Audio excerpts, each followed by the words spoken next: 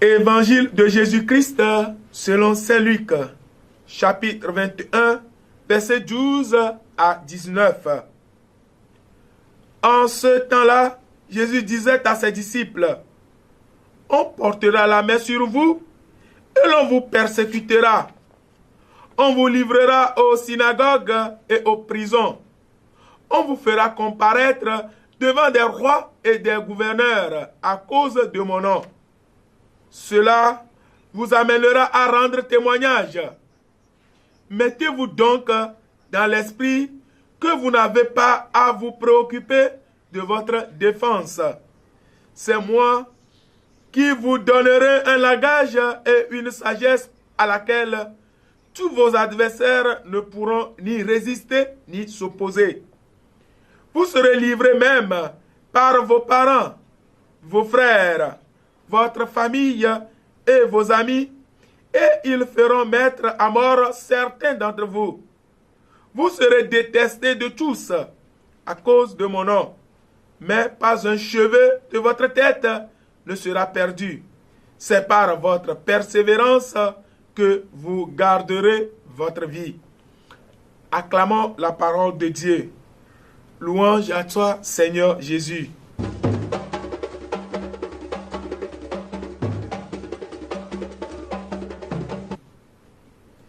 Bien chers frères et sœurs, la vie chrétienne n'est pas une vie rose en soi. Un chrétien, c'est quelqu'un qui s'engage à affronter n'importe quelle difficulté.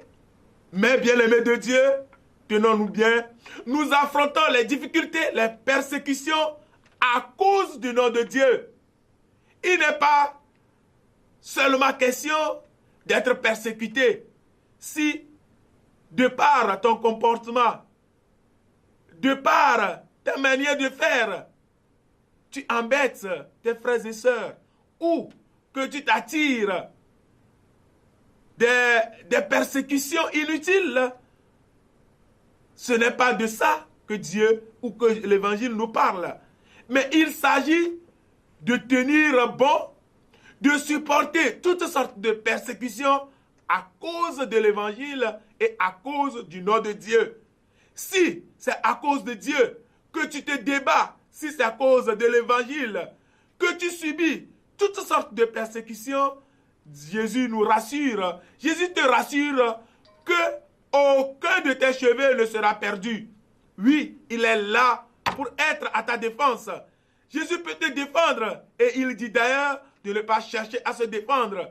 De ne pas chercher à se défendre parce que lui-même, il sera ton défenseur. Alors, soyons des chrétiens courageux.